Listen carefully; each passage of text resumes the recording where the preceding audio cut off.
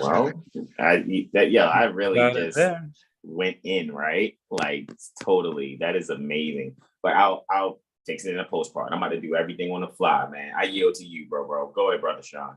Islam. Alrighty. Islam, peace and love, grand rising, top of the mooring, whatever you would like to say for your greeting. How is everyone? And I am Brother Sean Lee Ale, one of the 5 Astro Magnificent Bros from the 7 Hill Star Astrology Firm, and I am here with my bros. Namaste, namaste, namaste. Islam. I am Brother Hassan Ghazi Obey here in Morocco at northwest of Maxim. How are you?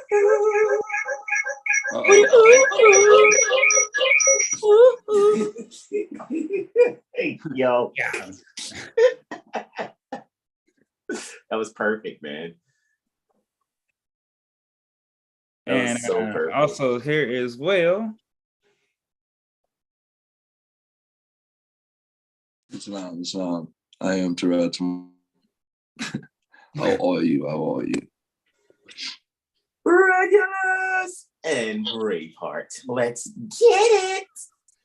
I yield, man. You already know I'm about to do some post-prod on the fly, man. Y'all do y'all thing, man. All right, y'all. We just about to get right on into it. So I'm gonna just hit the screen share right here. All right, here we go, man. Go to that full size screen. Oh, pardon me. We about to just get down with the get down. All right, so we are going over Stephen King here. Oh, who just dropped out? Brother Jag, you still there? All right, good. All right, well, looking at this, what do we have here? We've got we got a nocturnal chart here. We have the sun below the horizon. All right, so we'll be looking for Luna, Venus, and Mars here for this nocturnal chart. And what's interesting is he is a Cancer ascendant, like 2 good brothers I know. I'm not gonna say any names here. They're gonna say no appellations. No appellations, no name, no appellations, no we don't like the shit. They know who they are. All right. So yeah, the chart is being ruled by Luna. All right, look at that. Moon in Sagittarius. Interesting, but I think me and my bros, what we discussing earlier, but just his Mars, that Mars in the 12th, and his 5th house cusp being in Scorpio. I just found that interesting. So that's being in Mars. So Mars is definitely in his fall, not feeling the greatest as Mars is exalted in the sign of Capricornus. All right, and Cancer is opposite of Capricorn. So Mars in the 12th in Cancer. That's definitely kind of some behind the scenes.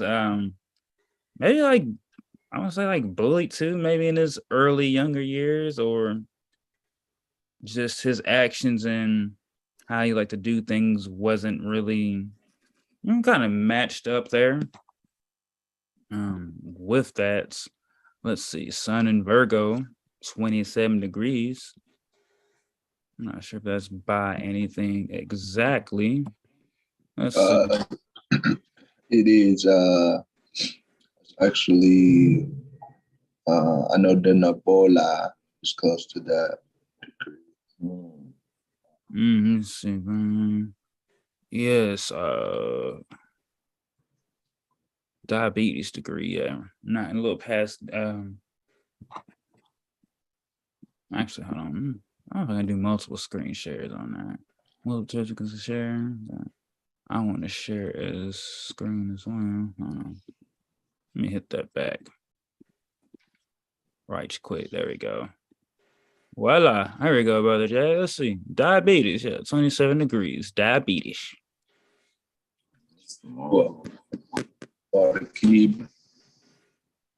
Marquib. So, whoa. Java. There's a few fixed stars.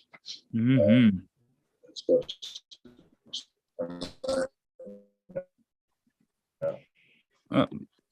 You sounding like digital water, my brother.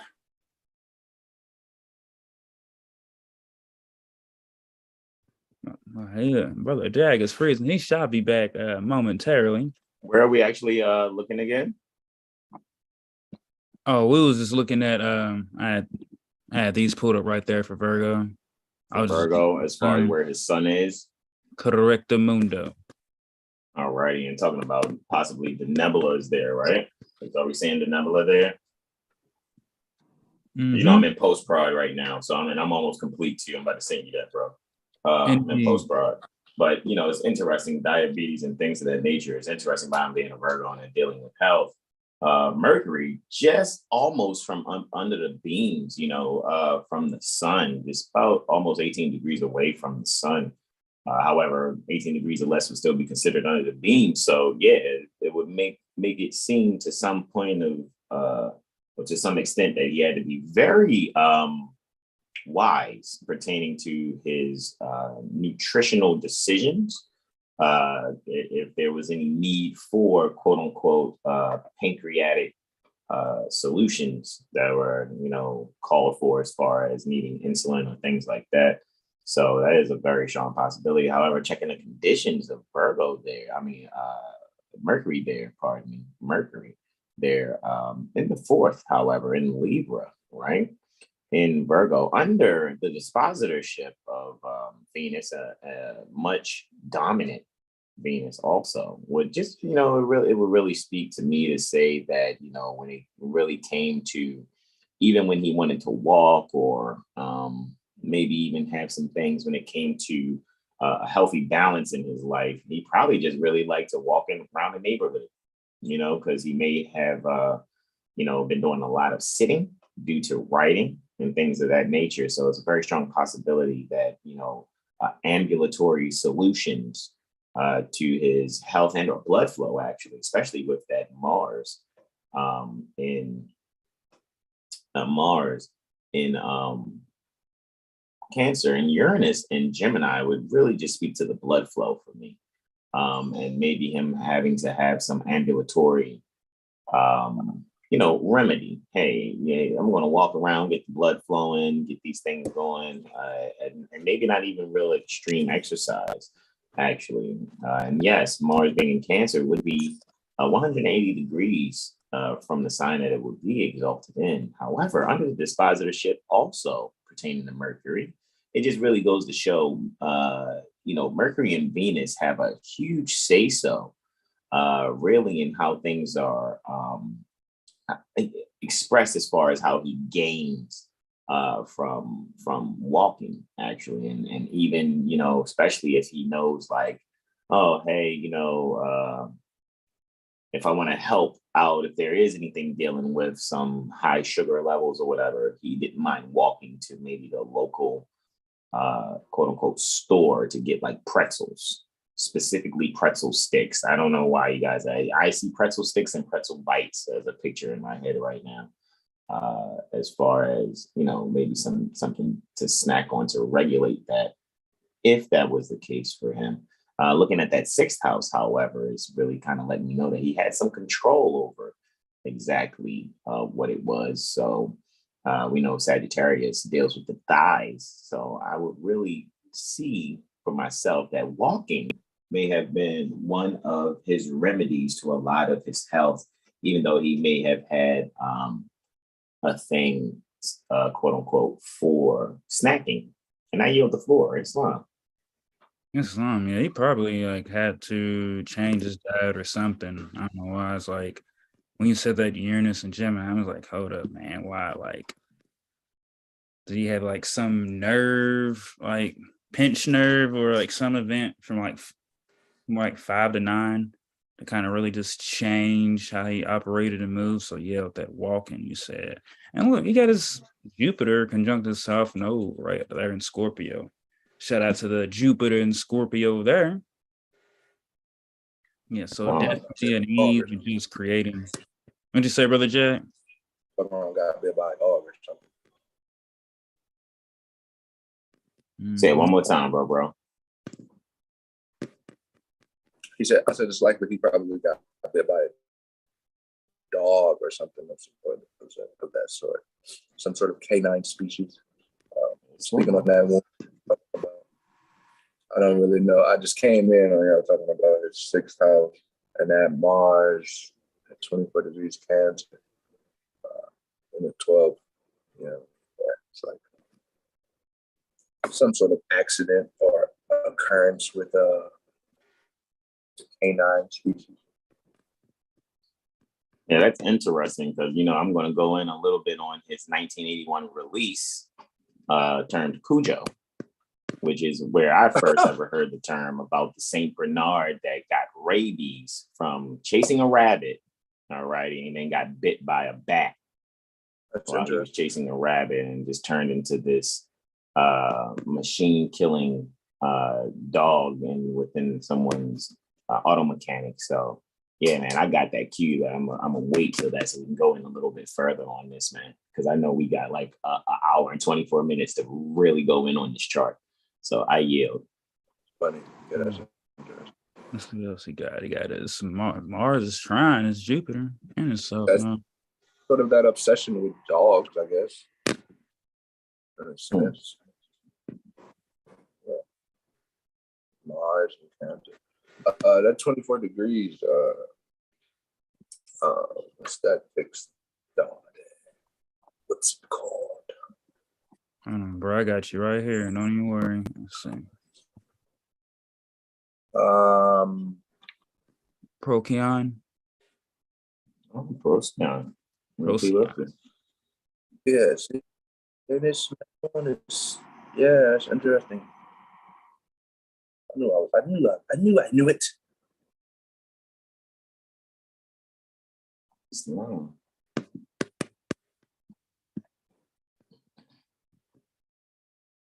Let's see, is Luna's trying to Saturn?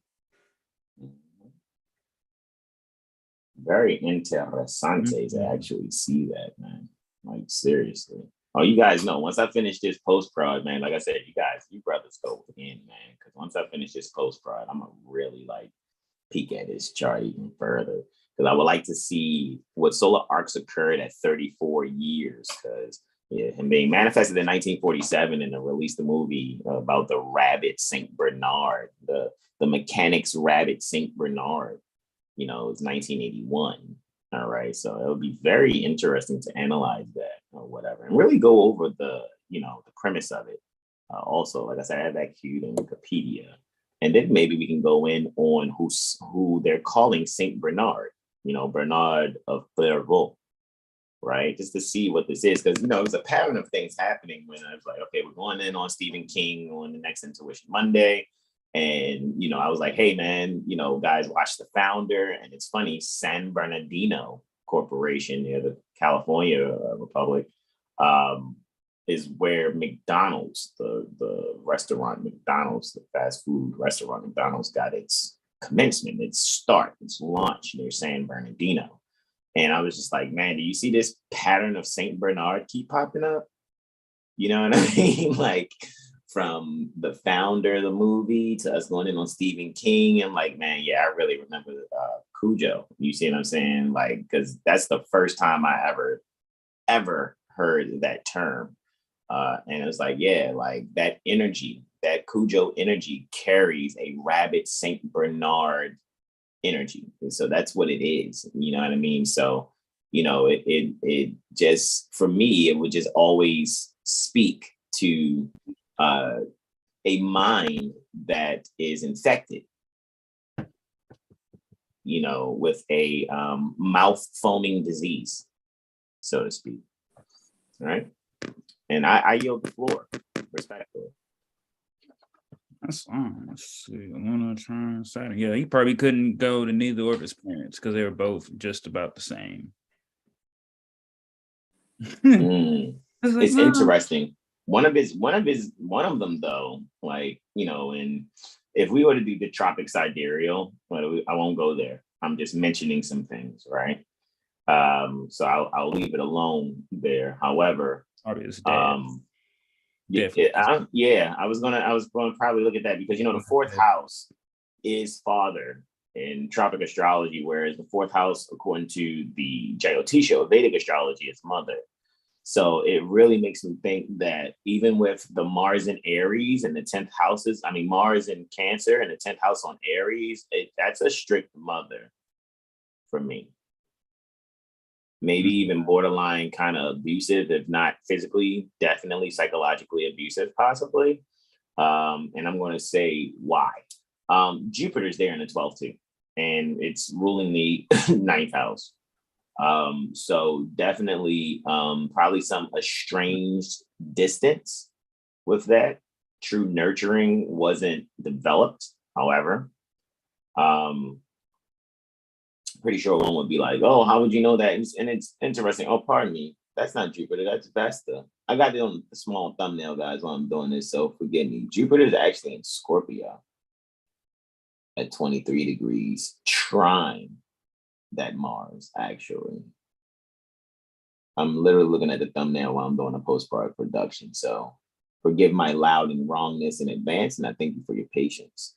So with that being said, guys, so ruling actually 5 signs from there. I think that's why he was able to be that creative. All right. So with a trine to that Mars and Cancer, it just really lets me know that he was able to creatively probably convert his pain in a diary fashion into these books and films. Mm-hmm. All righty. Being ruled, however, with the moon sidereally in Scorpio, however, tropically in Sagittarius, Mars from Cancer at 24 degrees, trying that Jupiter, is ruling that 5th house, Jupiter and moon. All righty. And it speaks to his childhood too, because South Node's there. All righty. So when it comes to him really being creative, there's a possibility also. There's someone, he could have met his, if he has a spouse, a consort, she was from his childhood, like definitely from his childhood. And possibility, could have been somebody in close relation, like a cousin. Not to say that, you know, and we're not speaking untoward or making any negative assertions about Stephen King at all. It's just analyzing the chart, looking at a Venus-ruled kind of father house cusp, right? It would just really let me know that, you know, there was some, and I mean, let's keep it a whole band. Venus is 12th to the house it's ruling. It's in the 3rd and it's ruling the 4th, as well as ruling the 11th also.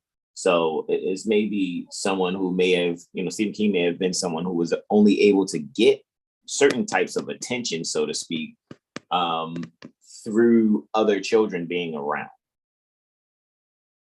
All righty. And then that may have created a mindset in one to, you know, find love in a way that it's like, okay, well, I gotta have, you know, these other children around because I'm growing up as a child who may not have the type of relationship that I'm looking for, so to speak. And you know what's funny? We can actually go and look at whatever they have out there publicity-wise as far as his biography or whatever.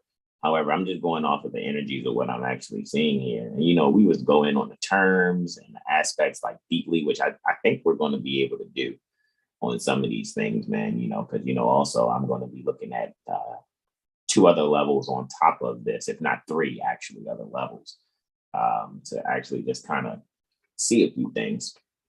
Interestingly, you know, when you're looking at his, let me zoom in a bit, and then I'll come back to this post-prod. If you like look at his sidereal moon, his draconic moons at 21 degrees Libra, which would be right between his spirit and Spica and Arcturus. So this would be one who is making sure that he's taken, you know, those childhood things and things in his home and how he really feels about those things. And he's able to balance it in a way where he turned it into a career for himself.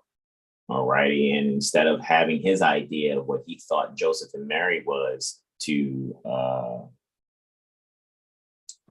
anthropomorphic Jesus, he was able to 9 times out of 10 embody that, within his writings, and be able to feel that he has some sort of control over the fate pertaining to the beings that are in his stories, right? Mm-hmm. The last thing I'm going to point out here, right, is the fact that his draconic Mercury is conjunct his first house Saturn. So he late bloomed on things. Alrighty, maybe even to the point where he might have been a little introverted, really didn't speak, and so was able to really express himself through writing. Alrighty, and expressing himself through writing, he was able to do it in a way where he could. He found out very early in his early childhood development that that's something that he could do, and his draconic Neptune would be conjunct that natal Pluto, which I find very fucking interesting. So it lets me know at 15 years old, alrighty, and I'm going to specifically keep that there. Around 15 years old, he was able to make some phenomenal transformation in the way he instilled things in his mind, instituted things within his behavior.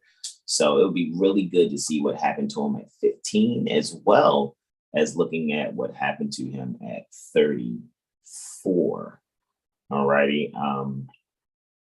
Just to kind of analyze the angles here, we don't see anything that's approximately 34 degrees away that we could probably find some things actually and be like, okay, well, 29 degrees to 29 degrees, 29 degrees Capricorn and 29 degrees Sag would be 30 degrees. However, that Juno is at 2037 Sag, so that would make it about roughly 29 years pertaining to 39 years pertaining to his age. However, looking for that mathematic 34, I'm pretty sure it's there. You just have to really peep and analyze exactly where it is. However, to look at his draconic Neptune in Leo at 14 degrees, 53 minutes, and his natal Pluto at 14 degrees, 14 minutes. All right. It's really letting me know that he probably did some wild look to himself, some haircut of some sort, possibly. Did something when it comes to his head and his heart. And really tied to maybe he always wore hats, or maybe he let his hair grow really excessively long, and people might have been disturbed by that. You take 14 years from 1947, you clearly had 1961. So I'm pretty sure the long haircut, the influence by the Beatles, 15 years actually, 1962. You have this haircut from the Beatles. I'm just looking at things like that, man. Like a bowl cut. Yeah, definitely had the bowl cut. Probably was told cut that sissy hairstyle at that time. This is just after the 50s. This is right after that Dwight D. Eisenhower tenure for the corporate administration pertaining to the United States of America Corporation. All righty. So just to really see these things are just really interesting to really just check on out. I just think it's hilarious to really see. And I'm going to yield there. I have much more to go in on, man, because that draconic Saturn is actually conjunct Capella. Really conjunct Capella, just off by 1 degree, 49 minutes. Yeah. It's interesting, bro. Like really, really, really, really interesting. And Saturn. Say that again, bro. Saturn is conjunct Capella and the draconic chart. His draconic Saturn is conjunct his natal Capella. Do you know what I mean? Like, yeah. So it's like, because Capella deals with that lost sheep that Jesus went to. He left the 99 to go get the one, and it's like, okay, all righty. We see that, maybe he slaughtered or did something that made lamb chops out of that one lamb. No, I'm kidding. What I'm actually thinking though, it just shows because it's in Gemini, so that just lets me know that there's some limitations to movement, even though he wanted to be possibly free or things like that, or maybe he liked animals so much that it got to a point, you're not bringing another damn animal in this house type energy, because it's just like, hold on, let me leave all of these other animals that I have and let me go out and get, these other ones and get some more actually. So that's interesting. You're looking at the secondary progress chart there, man. That secondary progress moon is so telling. So telling. Look at that Mercury. The secondary progress moon is in the 12th, right? So in the 12th, man. Very interesting. I'm gonna yield the floor so I can get this background picture to you, bro, so you can put this beautiful background you put together behind you, bro. I yield, bro. It's this long, but I'll be back. Right? Here's Johnny. No. I'm just saying, man. Yeah, let's see. It's progressed. Sun's now in Sag, so he's definitely either traveling or teaching. I'd probably say memoir. Get on a memoir together or something like that. And Sun should be in the 3rd. Possibly the 4th. 3rd, 4th house. So possibly, yeah, definitely. Probably like got away from everybody for like a week or so, and it's like been watching his own movies, like in awe, like, wow, I really did that. Moon in Virgo, so yeah, just definitely just organizing in silence or in private, pardon me. There you go, bro. Yay. Yay. Let's see what else we got progressed. Venus and Capricorn.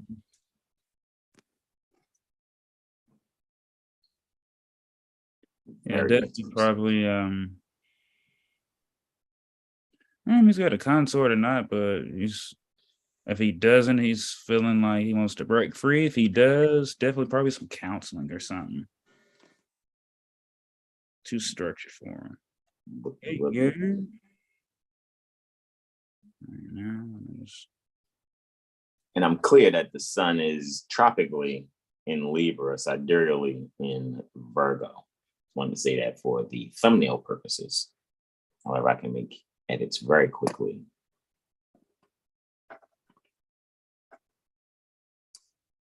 And I yield, bro. Brother Jay, you got anything, broski doski?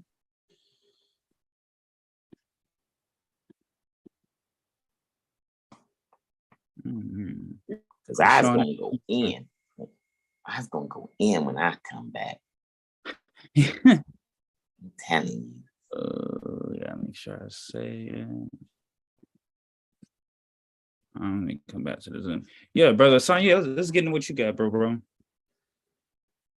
Man, it's really even analyzing, his draconic Mars nearly conjunct, a few degrees off, nearly conjunct that natal Uranus there, if I'm not mistaken. Oh, pardon me. Let me double check.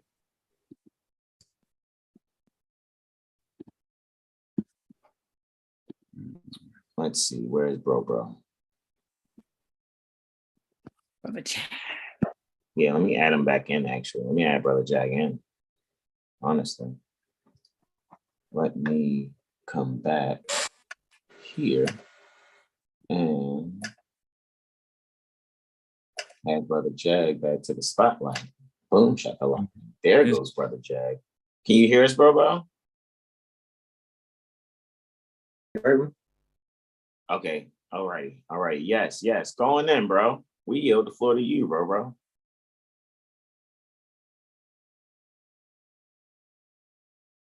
Because what I can do is this, actually. Let's see. I was saying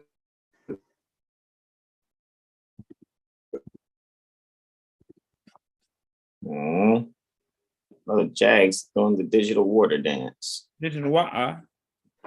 The digital Wawa dance. Right?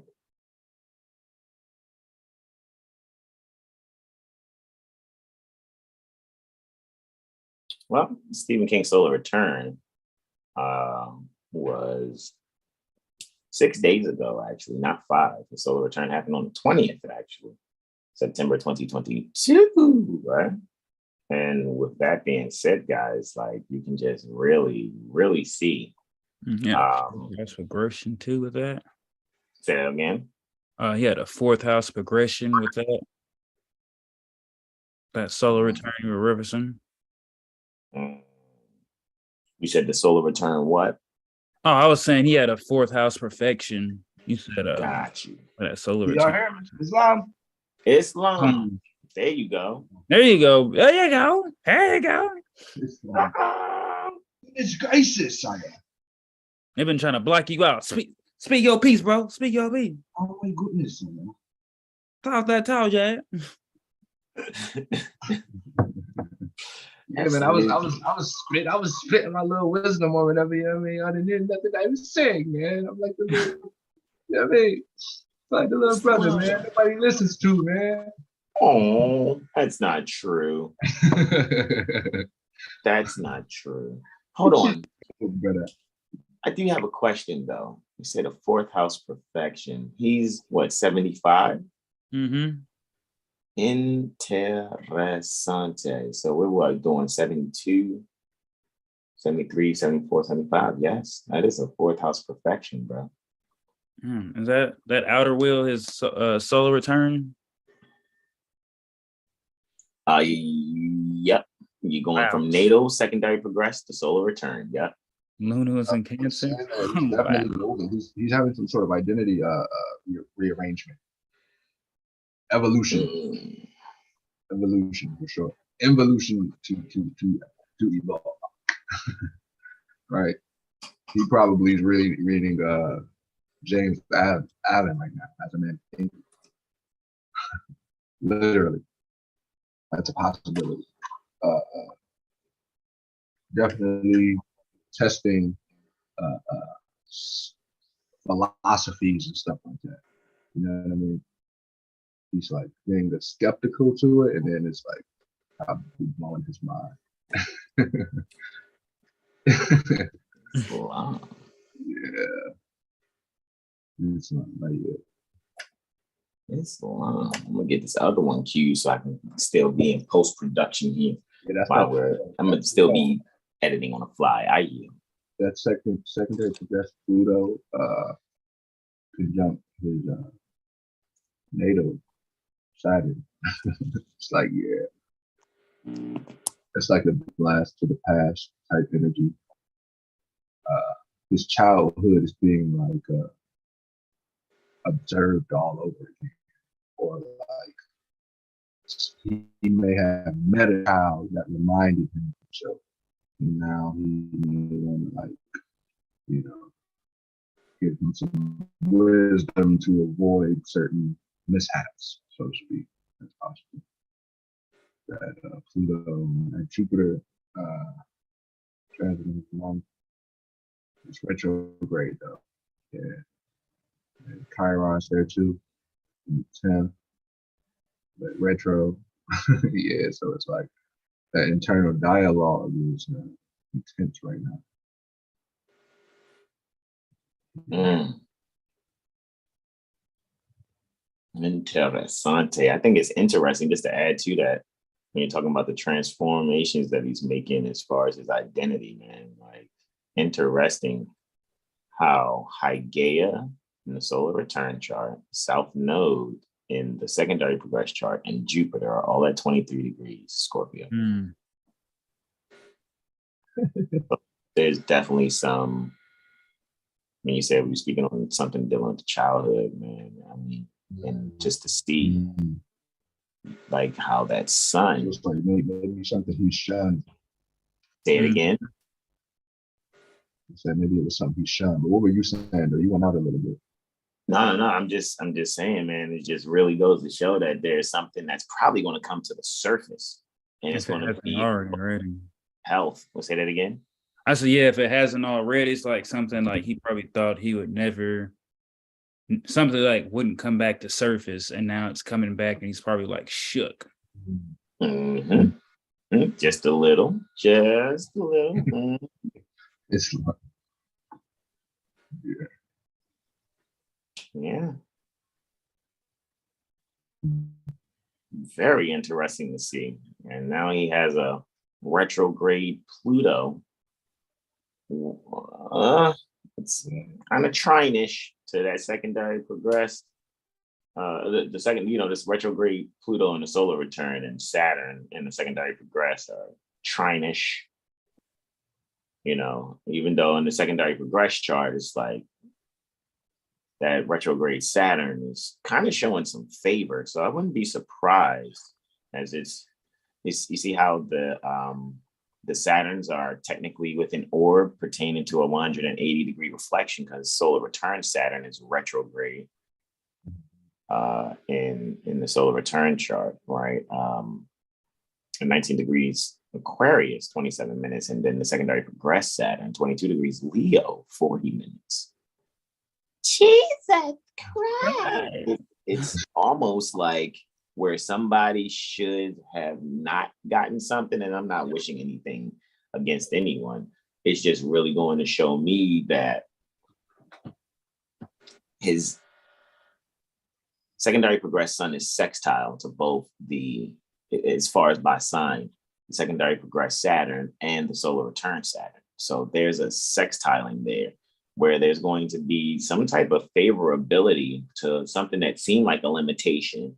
And again, with the whole resurfacing of something from the childhood that really got expanded, like an overgrowth, dealing with his health, could be something like a cancer or whatever. He may actually have a successful surgery of a removal of something.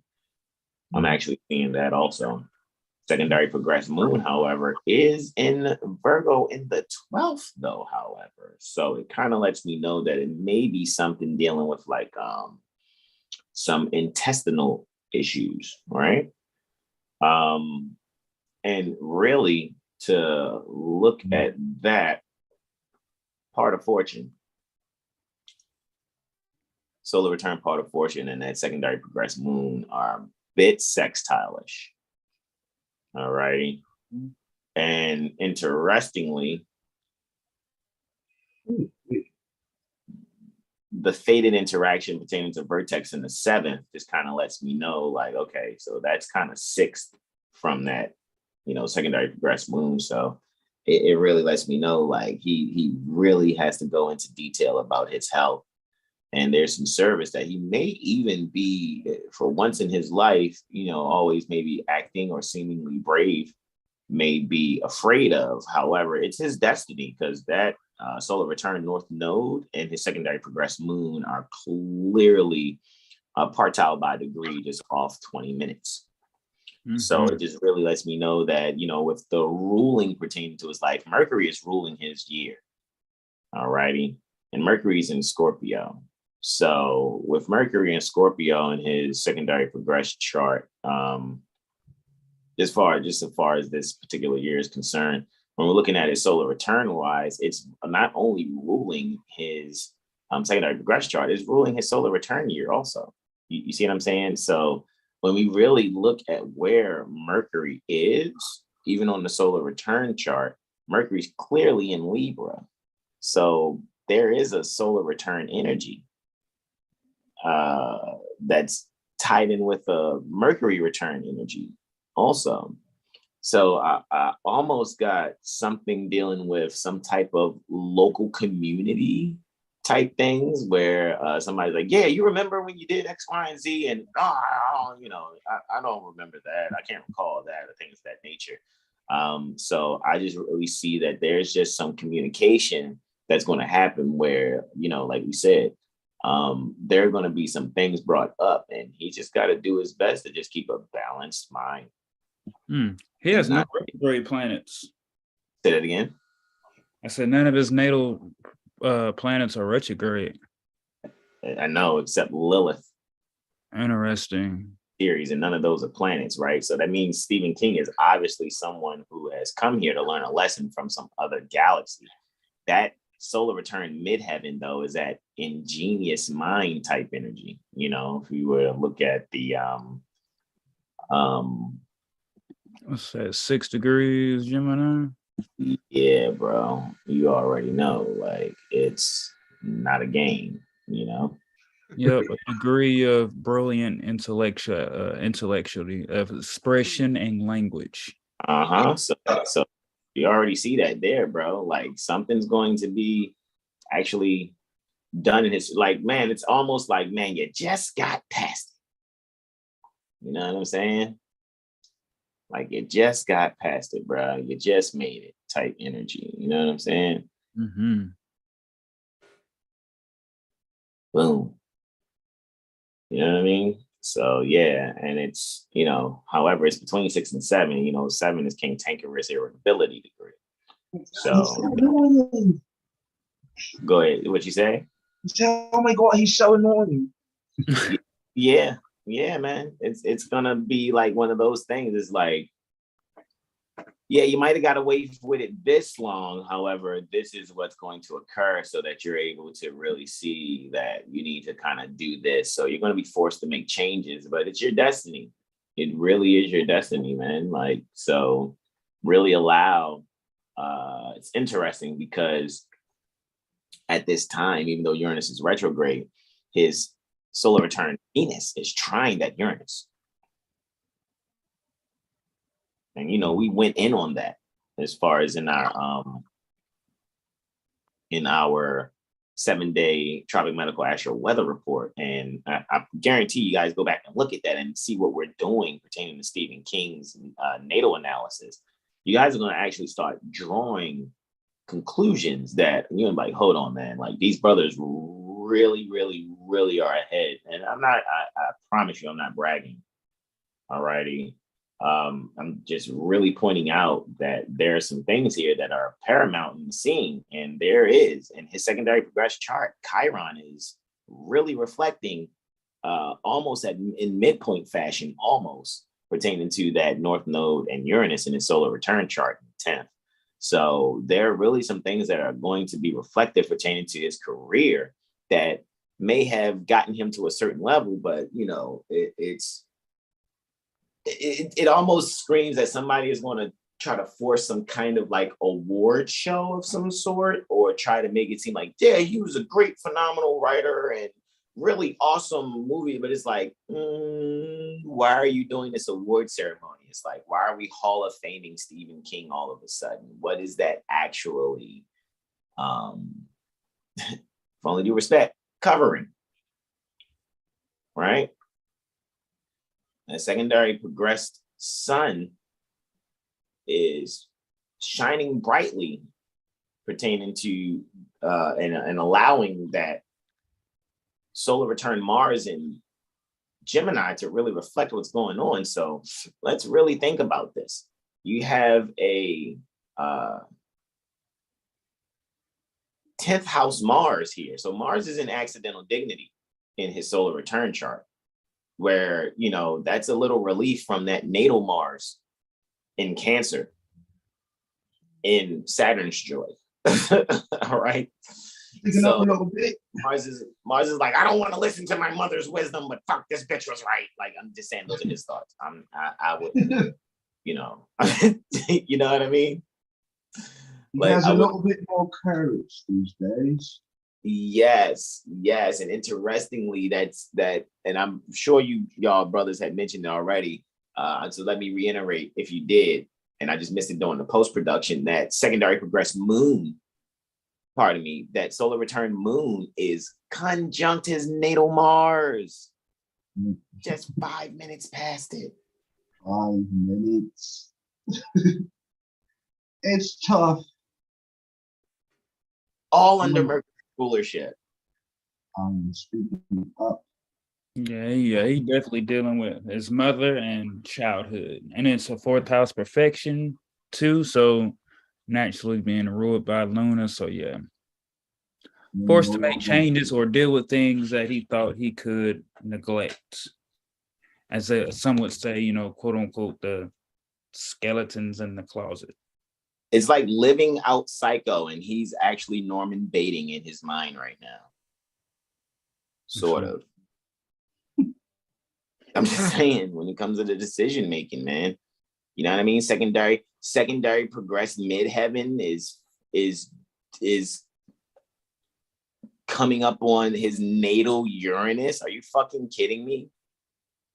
Now, we know Mercury does great in Aquarius. So how great is Uranus doing in Gemini by like reflection, right? If we were to look at it like that, right? Like, oh, well, there's this like mutual receptivity between, Mercury, and then it's not here on the chart, but I'm just saying, just in theory, like this is what we're thinking, like Mercury does great in Aquarius. So should we say that Uranus does great in Gemini? I'm just really thinking when it comes to his secondary progressed career cusp, or even dealing with his father, there are some things that he may even do, like even if it's not outright said, I got a feeling that he's going to come up with something, because if you even reflect on certain things, like how much does his movies reflect the figure that is the father? How does he fare? Well, in the movie Cujo, it seems like the only one that kind of survives is the woman who saves her son. However, I think she even transitions from the rabies poisoning. However, we're going to go and look at that because I want you guys to actually see that premise there. However, let me actually on this side, I'm going to bring up 4 levels here. Actually, that's what I want to bring up. So I did bring that back, right? I'm out of the draconic chart. I'm going to bring up the 4 levels. I think that would be very interessante to see. So I want to see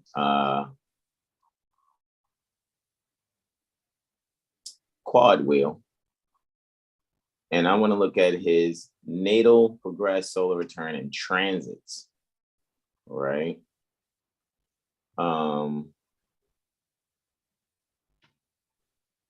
That's interessante. I really wanted to be solar arc direction, but they're going to do day for a year. It is what it is. I'm not really tripping off of that because we could still, but hold on. I do want it to be day for a year. I mean, I wanted to be solar arc direction. So let me have that fixed actually, so we can actually see this. So let me actually come back here, all right? And stop the screen share.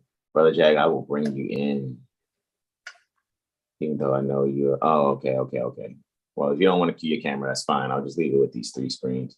I'll still screen share here. So you guys can kind of look at these 4 levels, all right? And you guys tell me what you see, right? Even down to the transits right now. So we're gonna look at, instead of just 3, we're gonna look at 4. We looked at 2 with Brother Sean, natal and secondary progress. We looked at 3 that I had just up before I had this up for natal, secondary progress, and solar return. And now we're looking at this. We're going to look at 4 levels now. We're going to look at his natal, which is the innermost ring. The inner middle ring is his, wow, it has it as tertiary progression. Very interessante. That's not exactly what I want. I want a secondary progression. So let's see.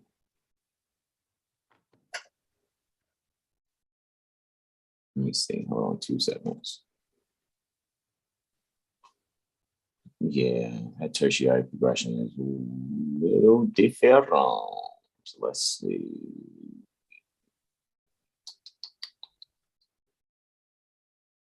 Pluto, Saturn, Mars, Moon. Yeah, the tertiary progression is different.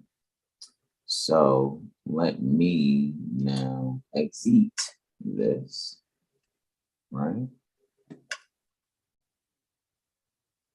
And what I really want to see when it comes to Stephen King, I really want to, because I want to see a secondary progression, right? Yes, that's what I want to see. Secondary solar return, right? Bada bing, bada boom, ski. right? And I could look at transits from near the Baltimore Corporation if that's where I am, right? So let's quad wheel this thing, right? I think we'll quad wheel this thing. So his natal. Quad. I know, right? So his natal, his secondary progress, his solar return, and then transits. Let's look at it like that. Right? Yeah, this is the one that I want to see. Do I want it to be like this though? Yes, that's the chart I want to see. Okay, so we have his natal and innermost ring, his inner middle ring. We have being the secondary progression, solar arc style. The outer middle ring is his solar return for September 20th, 2022. And then we also have on the outer ring transits from the perspective of the Baltimore Corporation, Maryland State Republic. All right, you just kind of want to look at it like that and just still kind of see what it is that we see here. And man, oh man. Now it's not showing the midheaven on the secondary progress chart, which is the second level from the innermost ring. However, Uranus is retrograde in the secondary progress chart, of course, as well as it's retrograde in his natal 10th.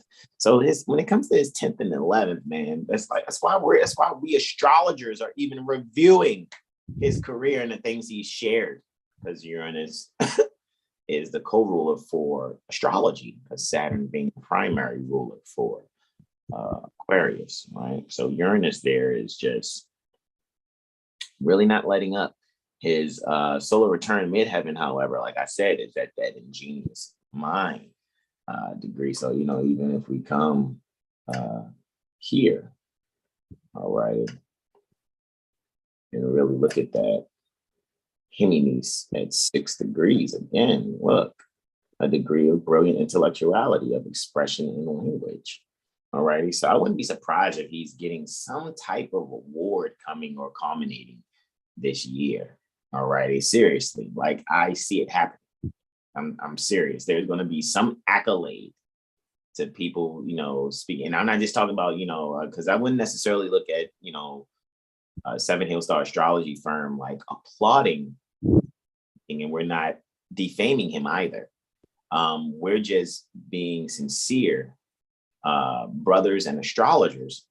Alrighty, just to point out these tendencies that we see that are occurring for him from natal to secondary progress to solar return and his current transits. So with that being said, it also makes me think too that, some people you may hear people say like, man, he was a savant, because, people would say someone that is an idiot savant, they would say is someone who come off to be inept or not so bright, but at the same time, they're genius type energy, so it kind of has that energy to it a little. All right. So I really think though, what's going to be pointed out, I wouldn't be surprised if there's some like documentary of some sort, some biography and or autobiography or some sort that may take place, like you guys will see. And I think Brother Jag had brought up that one of the bros had shared in the chat that Stephen King had mentioned something about, making edits to his work. And it was a very morbid comparison to what he said, making edits and cutting things out it was very morbid. That's just what I'll say. I'll just leave it there. Indeed. Just leave it at it's just like it's like taking out little ones from off the planet, and you got to take out, you got to make edits to your work and fix it and things like that. And I just think, just even that coming to the surface is just kind of speaking to that whole Mercury ruling the solar return chart and the secondary progress chart, because both the ascendants for both are in Virgo, period. They just really are, they're in Virgo. All right. So I think we can just enjoy being able to see these things, actually take place, and just really analyze what is actually being said. And I know you see different measurements here and there. However, again, man, that trine between his secondary progressed moon and his solar return north node, bro. And that solar plutonian trine too, and the solar return. That fucking moon and Mars, I can't see. That's tough, yo. Like,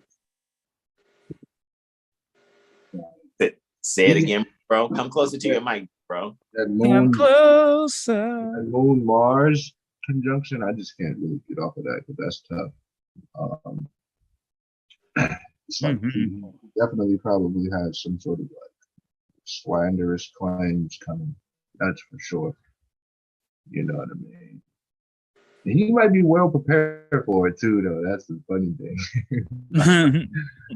He may have the exact jurisprudent response for that claim, so to speak.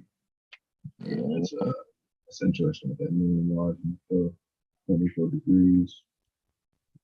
Cancer. With that plutonian reflection just a few degrees off, huh? Yeah, it's like it's someone he's close to and care about for sure. Interessante. Yeah, so secrets are being actively revealed. Someone can't control their emotions. And so they're like, fuck it, Steven, I'm just gonna say it. Type energy, is that what you're saying? I don't know what I'm seeing. Oh man, that's a freaking meme for that too. I'm gonna try to find that and post that, yo. What? There's a video that just came to mind when you said that. It was like a dude in like glasses and a sweater. He's like, you know what? Fuck it, I'm gonna say it. I never liked you anyway. Or some. Oh my god! There's two more in my library. I'm gonna find that, yo. Oh my gosh.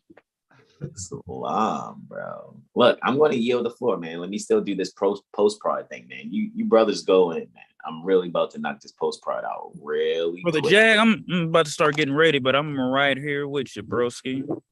Islam. Brother Terrell, do that smooth thing you do then, bro. And show him that sauce. Just a little bit of the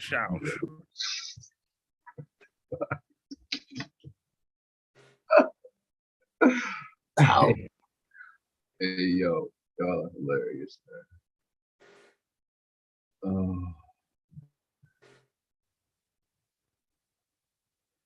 I was going to change the Virgo in the top left-hand corner of the thumbnail and just make it Libra, since that's when we're doing it, even though we know we're going over a Virgo natal chart. That's why I was kind of conflicting, like, I don't know. But, you know, we can. Yeah, I'm trying to think. I guess I was just going through the full. Like I said, I did most of these back in like May when I was just going through with topics. But no worries, we got this thing. Let's see. Yeah, you'd be ahead, bro. Like seriously ahead. Diesel trying to come in. Get the bait. Hold on. A little bit halfway over till his next Saturn return, and a reflection from that. Let's see. What I would say is 70 something. So yeah, he's probably, if he hasn't reflected on when he had that Saturn return, about when he was about like 58, 59, he's about halfway through that point of reflection. Can I say that again? Oh, because at his solar return, Saturn's at 19 Aquarius. His natal Saturn's at 18, so he's definitely kind of like 180 through till his next Saturn return. So reflecting on that. Oh yeah, right. Yeah. It's that blast of the past energy, man. Yeah, it's like blast from the past. Really considering, you know, where he came from, and things he's done. You know what I mean? Why he done those things pertaining to how he was raised, his mental processing, all of those things are being considered now. Yeah, it's like wanting to be around some sort of guru, so to speak, or a teacher. you know, maybe teach him about Wasn't it those like bought him questions. like a trip, a ticket somewhere? Maybe when he wanted to go learn for some children or something like that, or maybe learning from like someone younger than him. Yeah, that's possible. It's a restless energy you may be experiencing. What was that saying in the Matrix when Morpheus said? It's like a splinter in your mind. Wow. I get that. It's like what is real, like doing all of those concepts. Oh, but those may be things again, like he may have shunned. So again, they're coming full circle, like you said. Or it's reflected in something that he's seeing very clearly now. What's going on? Let me check to see what's going on here. If we got anyone. Oh, brother, Kevin Blaze. Peaceful greetings to you, beloved brother. My mother energy had just called, so let me send her the link because she did just. Yo, he's in the Aquarius, level 1 Aquarius Zodiac release and peak right now. It's 2008 when it started. Really? Yeah, and he's in a level 2 peak on Scorpio. That's until December 16th of 2022. Interesting. Hold on, level 1? Yeah, this is spirit too. This is spirit. Hold on, let me So hold on, his natal. So hold on. Okay, hold on. Spirit Aquarius. Because his natal fortune is in Libra. Interessante. Where's his natal spirit? His natal spirit was also in. Hold on, no, his natal spirit is in Libra. Depending on which one we're looking at, we already know how that fucking goes, man. You're about to make me. Look, I'm gonna stop the screen share, brother Sean. Natal spirit. Yeah, his natal spirit's in Libra. That fortune is in Taurus. Yeah. Got you. So it is a square for the correct. Bro, that is a peak period, bro. That's highly interesting. Wow. We're bringing the values, bro. Like I can't. It just speaks again to that Uranus, bro. Mm-hmm. It really does. The Uranus in Gemini, the Uranus in Taurus. You see what I'm saying? Like it really, really, really speaks to that, man. And so, oh, you said level 1. I'm curious. What's level 2?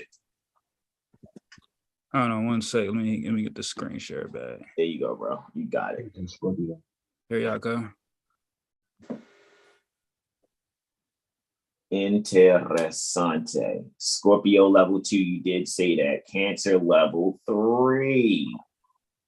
He's really in this shit, bro. And he just did Capricorn like yesterday. Bro. So we're looking at Saturn, Mars, Moon, Saturn. Are you really seeing what I'm seeing? So yeah, man, the thing with mother and all that, who knows? He might even be feeling like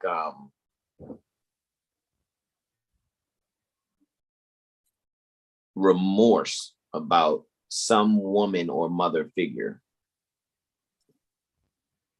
Character.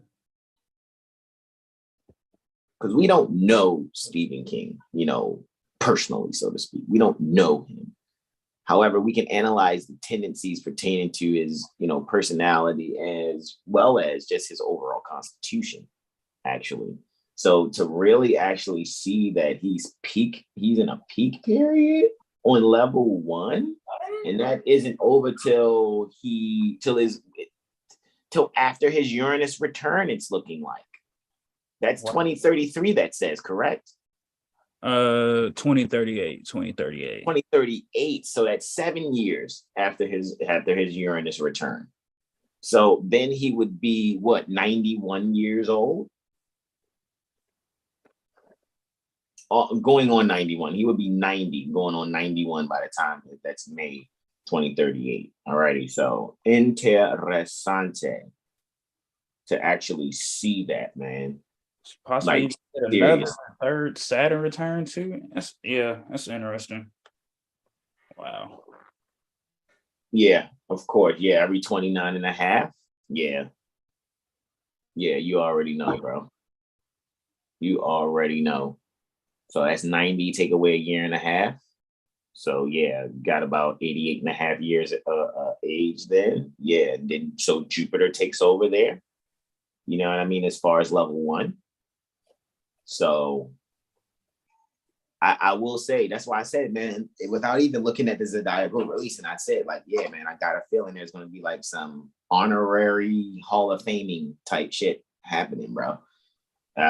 Even when it comes to his health, you know, even though you're looking at spirit in terms of his health, because spirit deals with career, fortune with his health, his natal fortune being in Taurus. All right. So yes, he's definitely having a peak period, bro. It was culminating though, we already know for this, because you know that the this is a 1930 axis, 19 years, the zodiacal releasing for Leo, 30 years for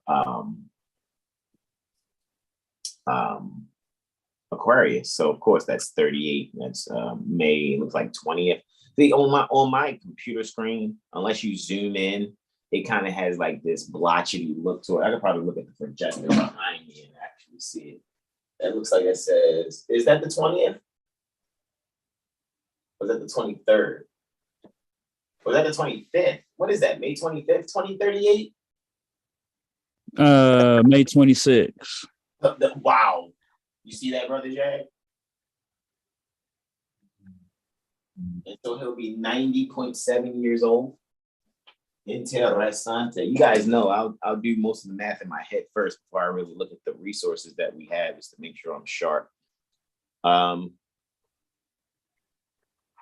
Very interesting. Let me actually look at the screen here while that next thumbnail is downloading so I can actually see it. Yeah, man. Yeah, right before he's 91.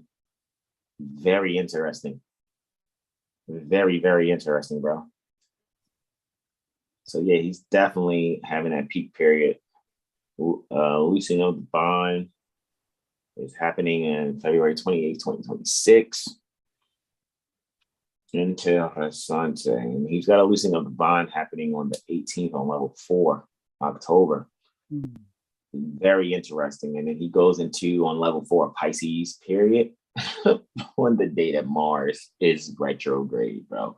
And Mars is retrograde in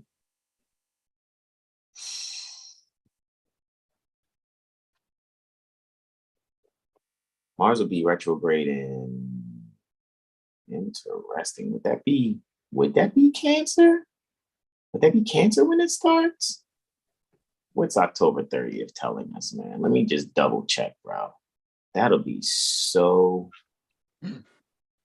Where's Mars on the 30th, bro? Oh, it's still in Gemini. All right, so it will take place in Gemini, bro. So that means that Mars is retrograde. It's going to be retrograding over that Uranus, bro. Over his natal Uranus, man. That natal Uranus is in Gemini. So that's where it's taking place, man. So yeah, man, there's definitely about to be a lot of it's so funny, man.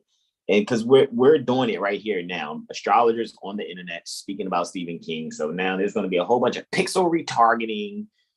People are going to be looking for Stephen King. It's going to be a lot of Stephen King's like rerun, Stephen King movie rerun. Stephen King, That's what I spoke on Indiana Jones. I did this. We went on, I think, Indiana Jones about something. Next thing I know, here's the rerun. Yeah, it's just like that's it. Yeah, man. You know, they're going to be playing all this stuff on television for people, or people going to be looking for it on their favorite streaming service. We can't make this up.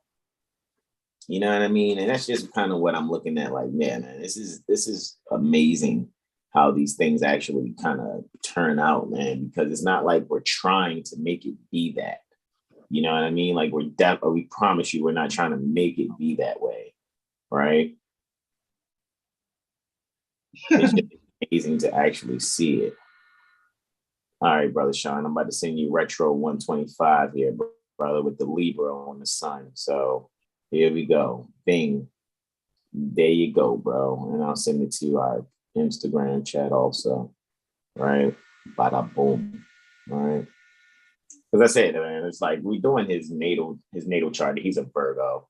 And I know it's still Sidereal Virgo. That's why I didn't care to change it the first time. However, there's a Libra one just in case. You know what I mean? We decided to do. I still think for the thumbnail, I'm going to go with the Virgo one because he's not a solar Libra at all. He's both a tropic and sidereal, and draconic Virgo, if I'm not mistaken. No, hold on. No, he's not draconic Virgo. He's actually a.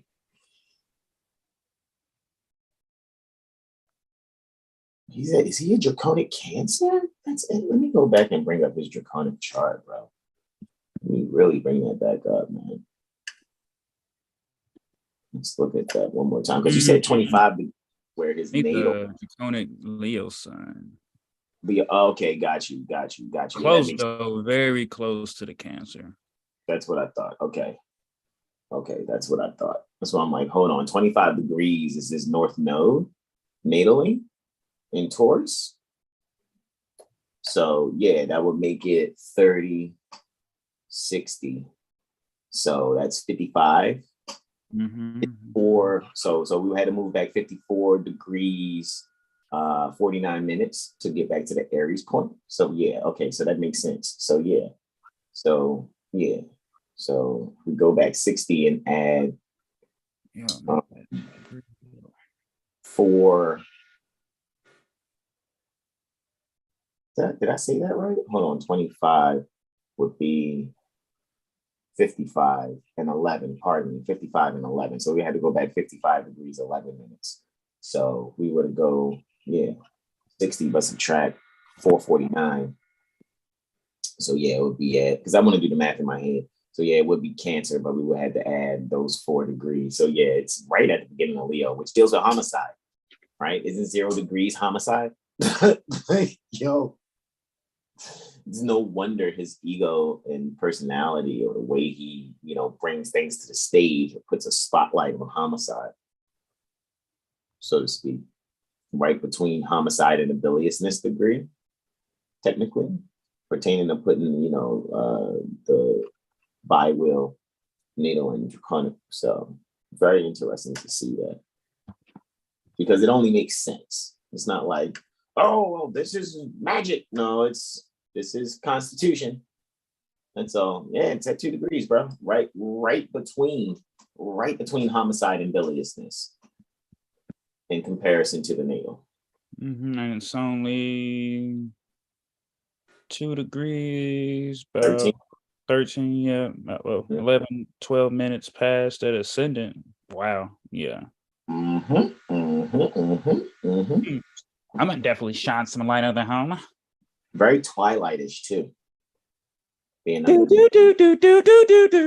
Yeah, you know what I mean? So Twilight Zone. Interessante. Right? So let me bring it back to normal and hit OK. And I will screen share here one more again for us so I can bring up his quad wheel again. So one moment and being patient with me, and I thank you all. I know you'll be wrapping up probably in the next 7 minutes, correct, Brother Sean? Probably, yeah, about the next few. Yeah, I gotta. All right, well, you do have the host, my beloved brother in whom I'm well pleased. So let's kind of look at let's look at these aspects stuff. Then boom, let's look at these things, right? And it's interesting because he has quite a bit of kite there. You know what I mean? The kite, the tip of the kite is pointing to his midheaven. Midheaven. You know what I mean? Like can't make it up. Even though it's a bit of a kind of a modified yod going towards that Uranus. So there's like, hey, we're going to point to this Uranus and point to this, 10th house cusp here. So Mars and Uranus, man, and it's interesting because Mars is going to retrograde over that Uranus.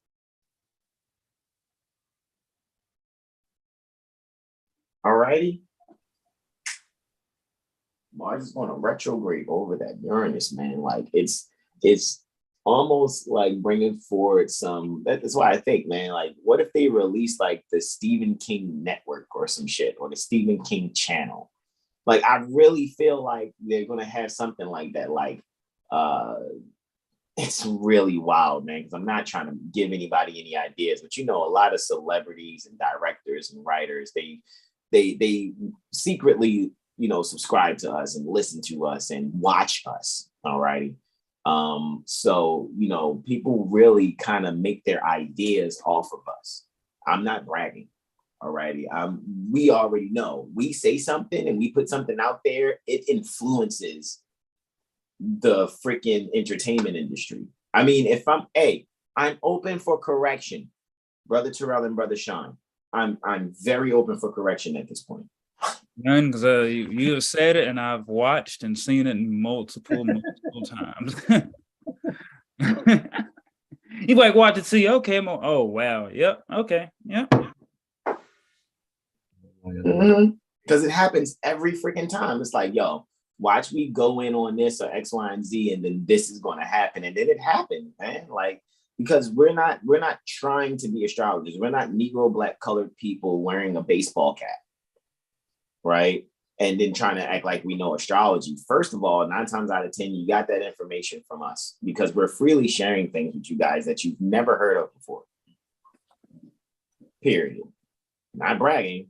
Just telling the truth that most people won't tell because their pride is in the way. People want to be internet influencers. Go. Dude. Go. No. We ain't be all kissing and stepping on me, man. You just licking away. Jesus. Yeah, come on, bro. Man, I ain't trying to hear that. Maybe you can go into privacy and go like, Peace out, man. Door cracked. Like, you can use that paw and open that door. Man, hold up, man. We live right now. Nobody trying to hear you clean yourself in the background. Love you, puppy. You gotta do that. Get on out. SpongeBob that. Anyway. SpongeBob that. For real. I mean, all right, let me hit done there, man. You got the new one, right? I still love you. Indeed, for sure. All right, so that's sweet. So let's just bring this here, man. I know we're about to wrap up in about 5 minutes. Let's look at some of these natal aspects. Let's really look at them, right? How his north node is square his Saturn. Just off. I mean, it's approaching it. So it's just off by 7 degrees, 4 minutes, right? So it's doing an applying, right? So it's actually Saturn and its north node are 82 degrees, 56 minutes apart, actually, right? So it's mathematically culminating or coming towards that. However, looking at a binovile, however, which means it's, 2/9 of the chart, Mars and Mercury. Very interesting, which would just really just let me know, like, yeah, man, like, he really has a way of probably really getting a lot of ideas when he goes to walk. When he walks, that's probably how he clears his mind and really come up with some really phenomenal ideas. And just novile is Jupiter and Mercury also. So he's able to really kind of have an expansive way in really being active in his ideas. I would say, though, he's probably a bit of whatever community he's in. He's very active in that community in some way. If not like physically active there, he's probably very, I know you guys say, what, Stephen King? He's probably very altruistic and humanitarian with his finances so that he's not taxed out the wazoo. So he probably does do charity work and quite a bit, honestly. He really does. And then to see a sextile separating, however, between his sun and Jupiter, it kind of lets me know that he's always parting with his finances some kind of way, in a generous fashion, though. It's not like, oh, I keep losing. No, it's just like, okay, man, I got this million, yesterday. Let me give, 200,000, to this charity of some sort. However, that charity may be around a corner from him. It may be local. It may not be something worldwide. You know what I'm saying? And just looking at his natal here, right? And so it's just really amazing to see. And even saying that, then, you know, technically, you know, North Node in Tropic Gemini is more exalted, because once you put it in sidereal Taurus, it's really, really exalted. However, he still gets away with having an exalted North Node here. So he definitely is very fortunate when it comes to finances. All righty. So yes, even if something was to come up that was very unveiling, that Jupiter being conjunct that South Node, reflecting that North Node, man, it just really allows him to be able to utilize his finances in a way where maybe some things get swept under the rug when he doesn't or hasn't in the past made the best decisions. I still think that Mars retrograding over his Uranus, because it's slowing down, right?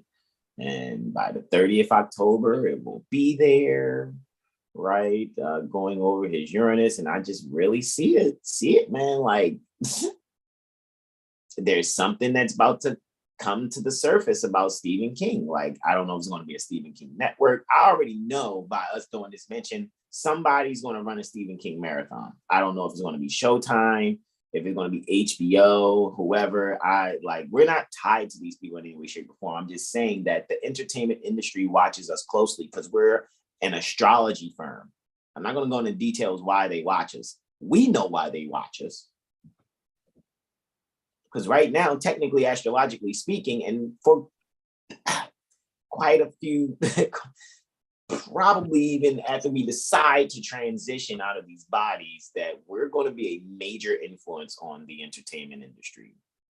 That's why so many people are, we're sincere Moorish Americans. We're not actors or have actor services either.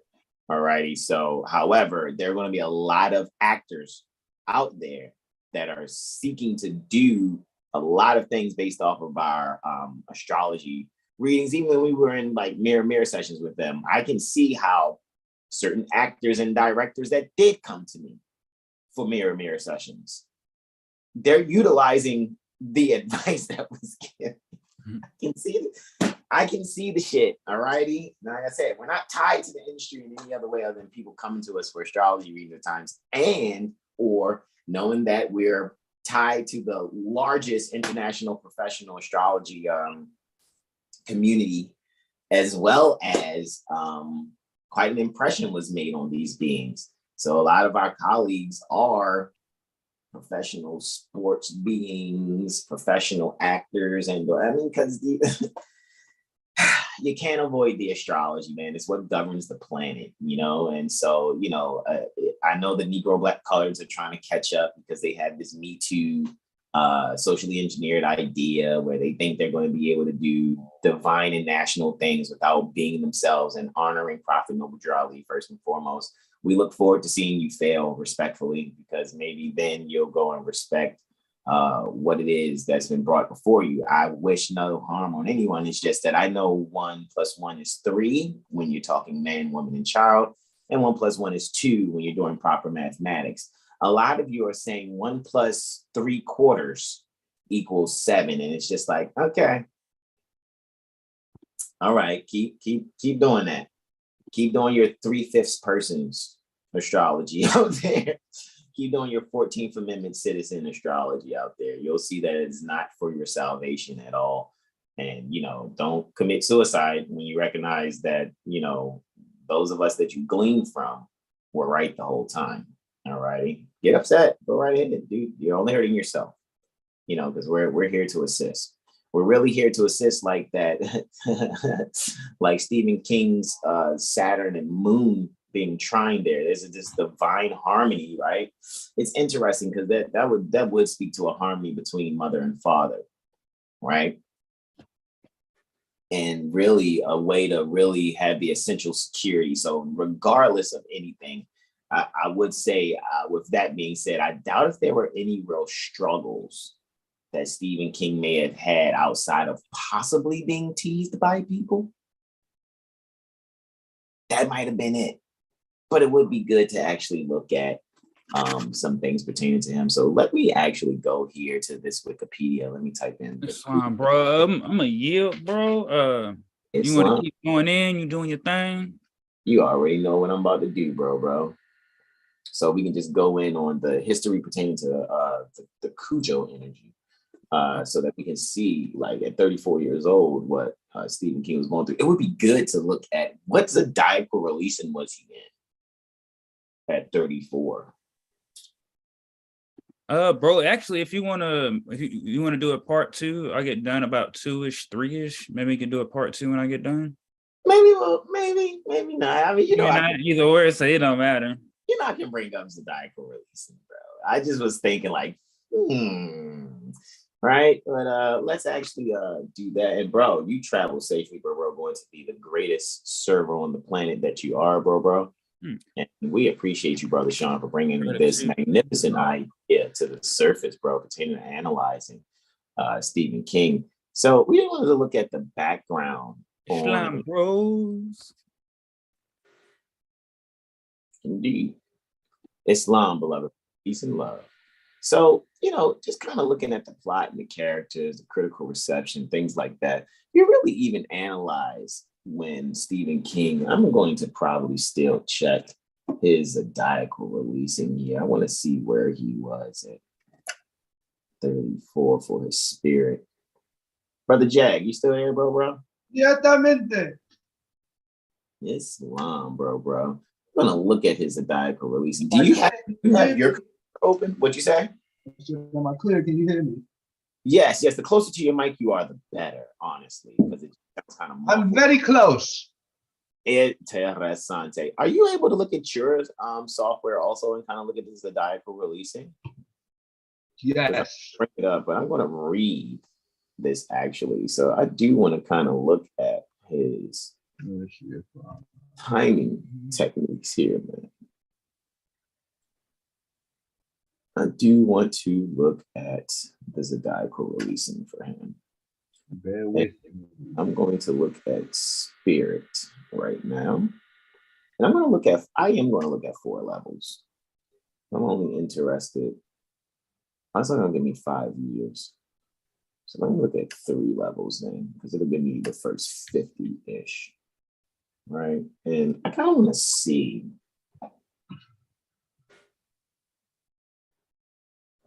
Okay, so the year, so when he was 34, that would put it at 77, 81, right? It's when he released this Rabbit St. Bernard film, right?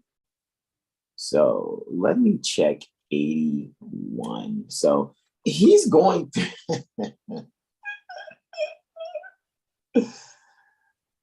so he's having a Sagittarian zodiacal releasing level 1. Level 2 is Cancer, right? So it's interesting. When was this released? Cujo is a 1981 psychological horror novel by American. They're calling him American. I beg to differ that he's one of the various copper-tone beings founded by early European settlers. Writer Stephen King, about a rabbit St. Bernard. Right? Wow, they got rabbit St. Bernard as a hyperlink, but St. Bernard the dog is one thing. But to be rabid, right? Rabies is a viral disease that causes encephalitis in humans and other mammals, right? Early symptoms can include fever and tingling at the site of exposure. These symptoms are followed by one or more of the following symptoms: nausea, vomiting, violent movements, uncontrolled excitement, fear of water, and fear of water.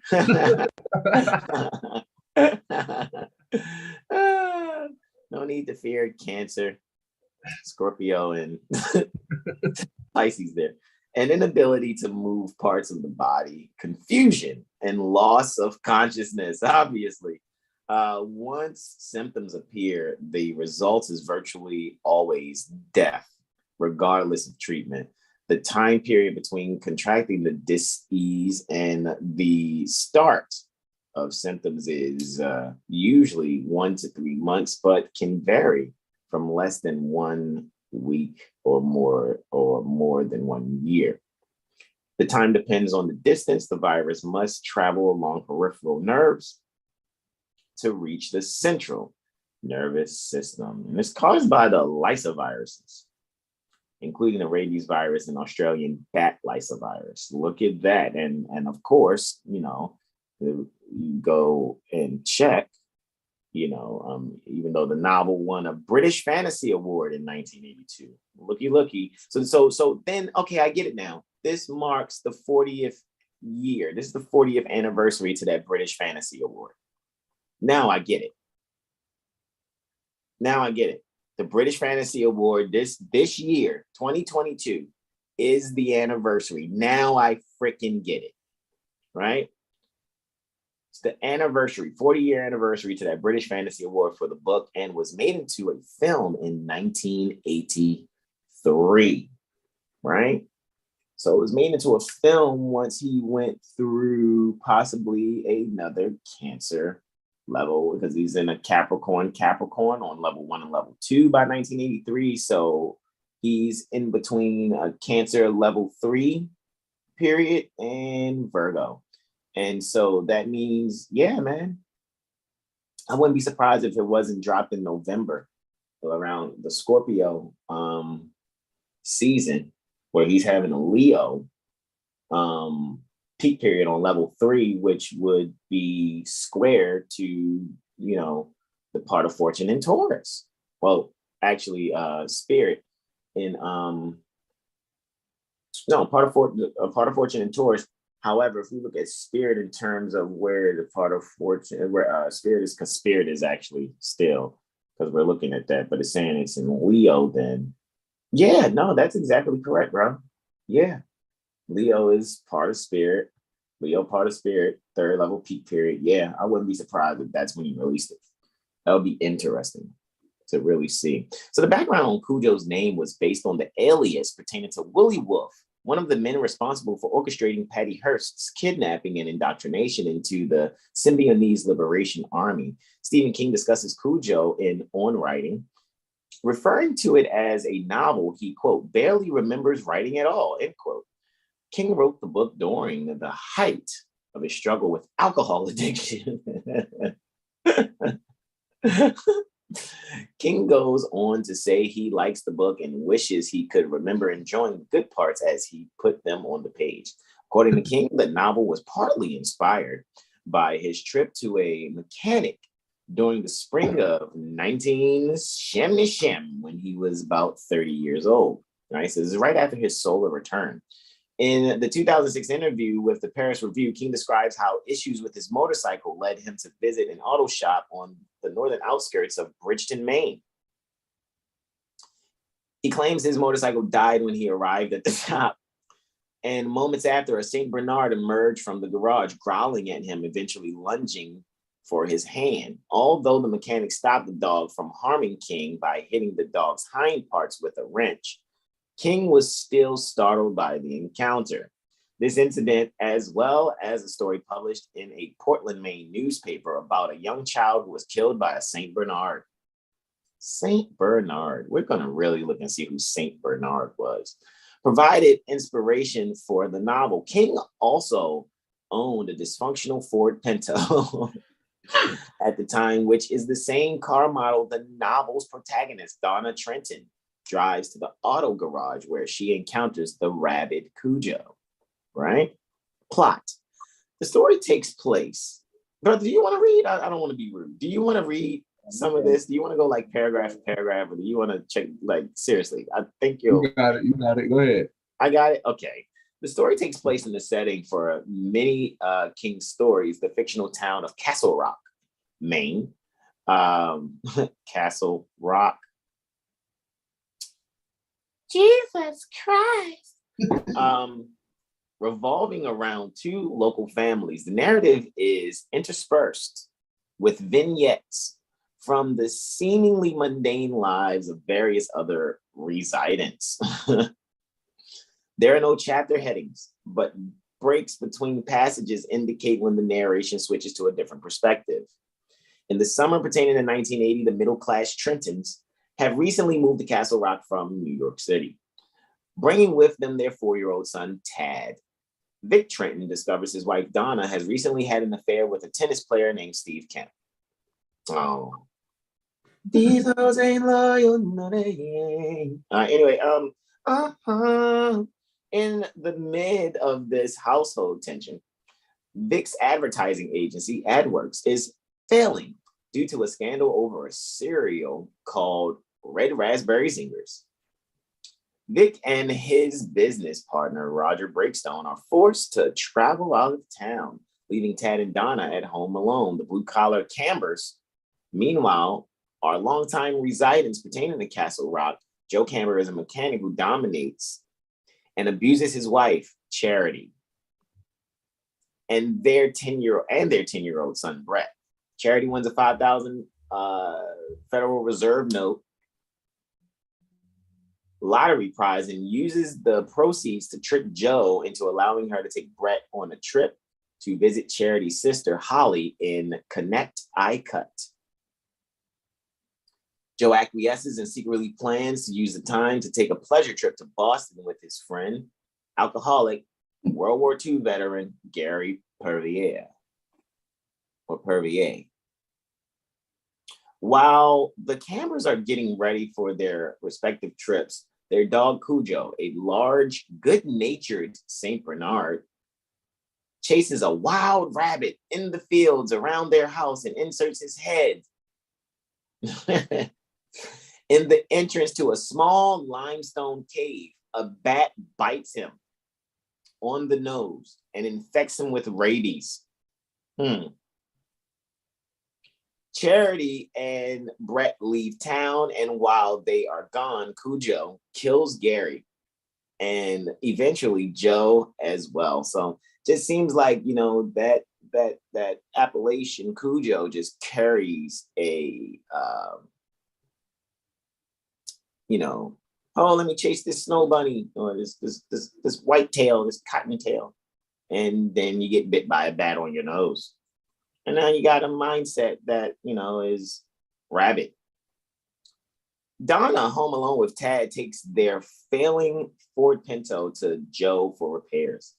The car breaks down in the Cambers' dooryard, and as Donna attempts to find Joe, Cujo appears and attacks her. She climbs back in the car as Cujo starts to attack. Donna and Tad are trapped in their vehicle. Right? Goes from car to vehicle. Look at all these colorable terms, these statutory terms that they're using. The interior of which becomes increasingly hot in the summer sun. During one escape attempt, Donna is bitten in the stomach and leg, but manages to survive and escape back into the car. She plans to run for the house, but abandons the idea because she fears the door will be locked and that she will be subsequently killed by Cujo, leaving her son alone. Vic returns to Castle Rock after several failed attempts to contact Donna and learns from the police that Steve Kemp, the man with whom Donna was having an affair, is suspected of ransacking his home and possibly kidnapping Donna and Tad. To explore all leads, the state police and Castle Rock Sheriff George Bannerman.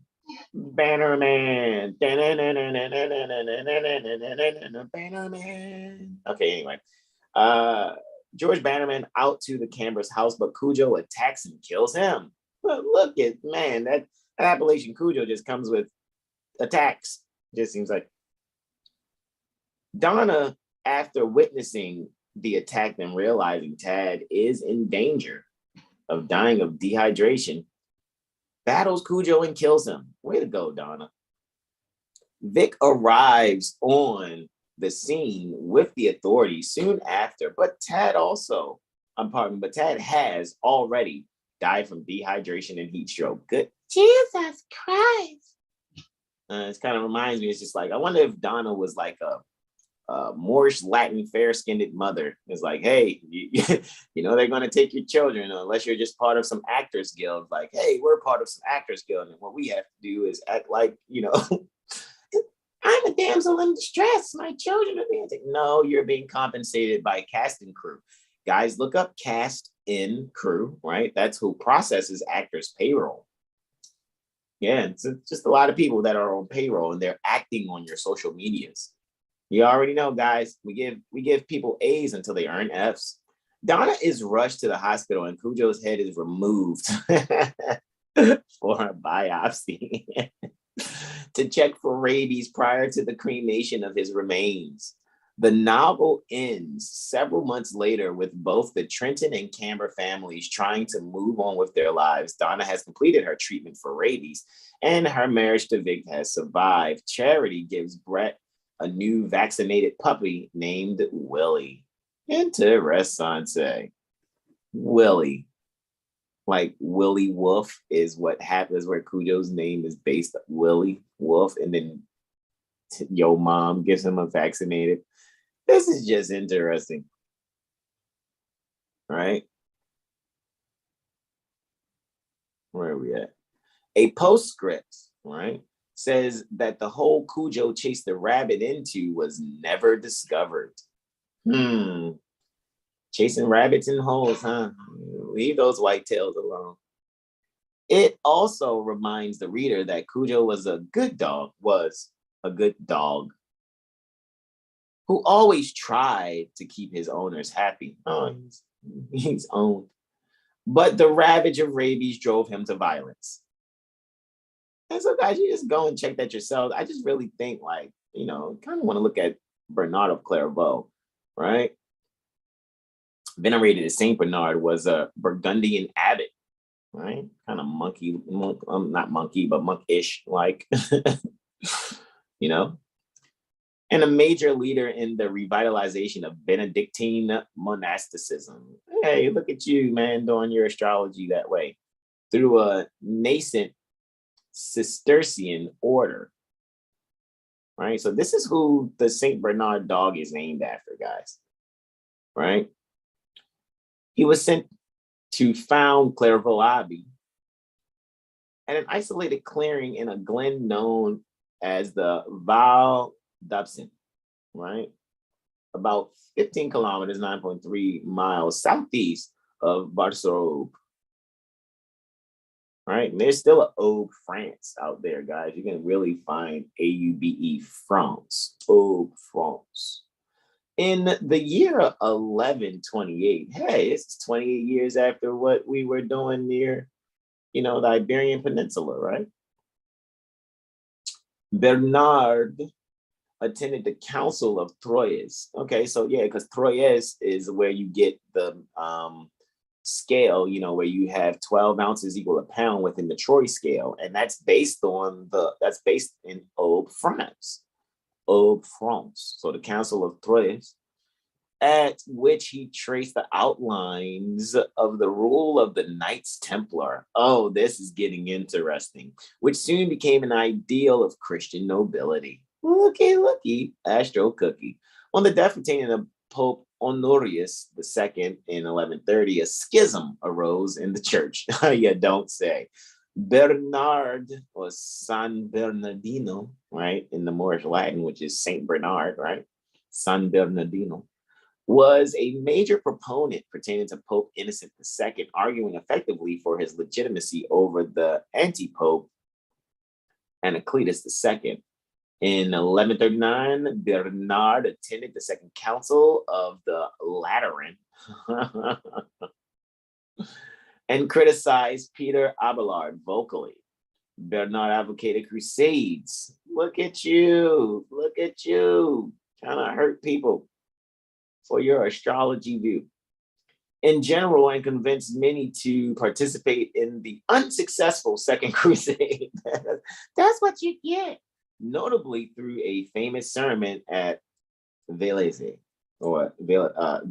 pardon me. Vézelay, 1146. Bernard was canonized just 21 years after his death by Pope Alexander III in 1830. Pope Pius VIII declared him a doctor of the church. He did that posthumously in his freaking transition. Guy's gone already.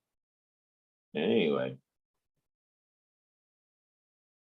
This would be interesting to read, guys. So go and do your further research. to kind of see, what it's about. Because even if you come back here and read up on Cujo and click St. Bernard, right, is a breed of very large working dog from the Western Alps in Italy and Switzerland. They were originally bred for rescue work by the hospice pertaining to the Great St. Bernard Pass on the Italian-Swiss border, right?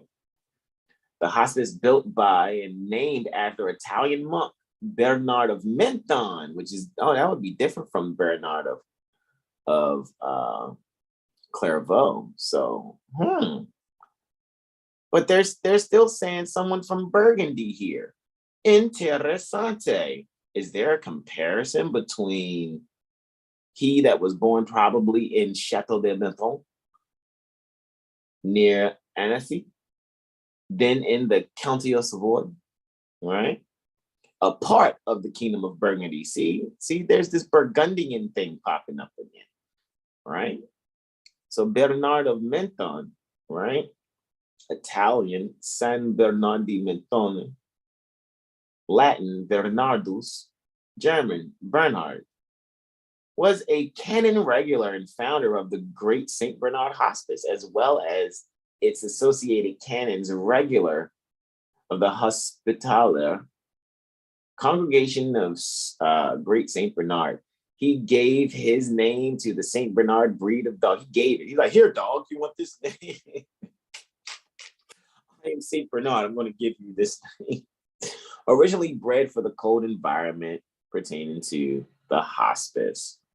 Bernard was, and we already went over that, where he was born. He was descended from a rich and noble family and received a thorough education in Paris. When he had reached adulthood, quote unquote, he decided to devote himself to the service pertaining to the church and refused an honorable marriage proposed by his father. What? In popular legend, it is said that he had to sneak out of the castle on the night before an arranged wedding, and that during his flight from the castle, he threw himself from his window, only to be caught by angels and lowered gently to the ground 40 feet, 12 meters below. Interesting, like there's no freaking, where's the gears, right? Oh, here we go. In his office as Archdeacon, Bernard had the charge. Man, okay, so there's some years. They're saying he was canonized in the 1680s, right? However, it's saying he's born around 1020. And we just saw this other Bernard, right, of Clairvaux, right? Very different from this Bernard of Menthon, right? They said he died 1081. So this man lived to be 61, right? Imperial Free City of Novaro, Holy Roman Empire. Man, these are Moors. I'm not trying to hear that. That's a whitewash picture. That's where I'm at. That's where I'm at with that. What do you think, Brother Jack? Are you still there? Like, I'm open for correction. That's basically what I'm saying, man. I'm so open for correction. Mm-hmm. So with that being said, it's like, however we go back again, let's just go here. So Bernard of Clairvaux, right? Look, he's from 1090. So he manifests, 70 years after Bernard of Menthon? All right. Well, looky what happens when you go and study and click the links to just see like, this will make one want to go to the library, a real library that's not been, modified, for the sake of reconstruction, and just really see what you can get, on some of these things, just to really see it. It's like, very, very interessante. So I'm going to yield there, guys. That was just my little extra there for this. So we got about under 2 hours in, or about 2 hours by the time I hit the stop on this thing, guys. So yeah, make sure you choose your appellations wisely, because they actually have a certain energy tied to them. All right. They definitely have a certain energy tied to them. And you will want to be, oh, look, September 8th. was when that was published. Looky, Astro Cookie. All right. Poor puppy. I'm not trying to start a fire here. We're just saying, guys, just analyze these things. And I would see just Stephen King just really having that energy going on, man. I just think it would be very interesting to see if he was going through that, doing his Gemini's level 3 zodiacal releasing. No, actually, September 8th, though, was doing his Pisces level 3 period. So if he did the book and it got published, then he was in a level 1 Sagittarius peak period, zodiacal releasing, level 2 Cancer, level 3. He was in a Piscean peak period. He definitely was. His loosing of the bond was June 9th, 1981. So where he had a loosing of the bond on level 3. And then about 3 moon cycles later, this book is published. Cujo is published. September 8th, 1981. Very, very, very interesting, guys. And he's having a Pisces level 3 zodiacal releasing when this happens.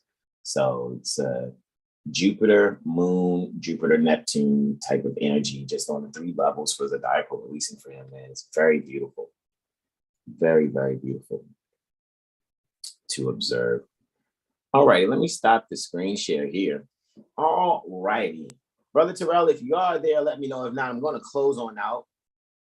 All righty. And again, we'd like to thank our beloved brother, Charlene L., Brother Braveheart L. And I'd like to also thank Brother Terrell Tamari Day also for being here with us also.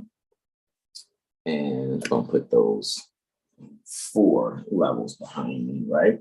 And so as we close on out, beloveds, let me just double check this one more time as far as the chat here. All right.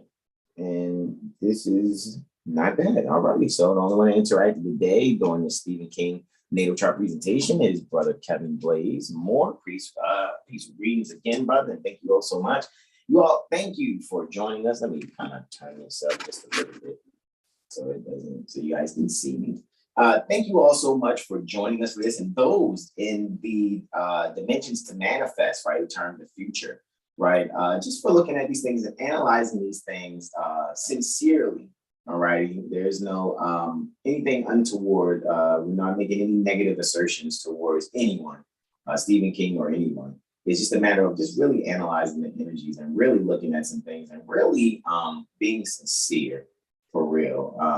Without when it comes to Brother Hassan Ghazi Obey and Seven Hill Star, cloud chasing isn't what we do. We're not ambitious like that at all. And I know it's not even in my natal chart. The way my moon and sun is set up, I don't even have that cloud chasing ambition. There's just some things that are naturally there for myself, and I'm saying that confidently and respectfully. No bragging and no sneak dissing here.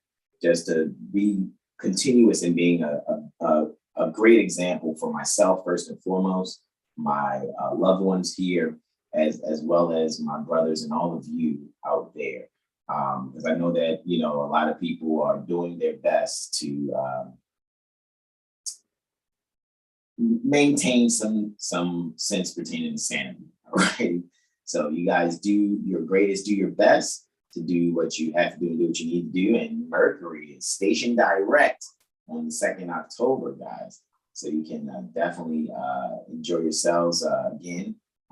We will see from about 24 degrees, 15 minutes, Virgo is where Mercury will be stationed direct. And once it gets past 8 degrees, 55 minutes Libra, it'll be past its retrogradation arc. So the retrogradation arc for this particular Mercury retrograde is 24 degrees Virgo, 15 minutes to 8 degrees Libra, 55 minutes. So once it's past that, guys, things will be moving forward pertaining to Mercury ruled energies. So with that being said, I'd like to say to you all, namaste, namaste, namaste. Islam, Islam, Islam. Peace and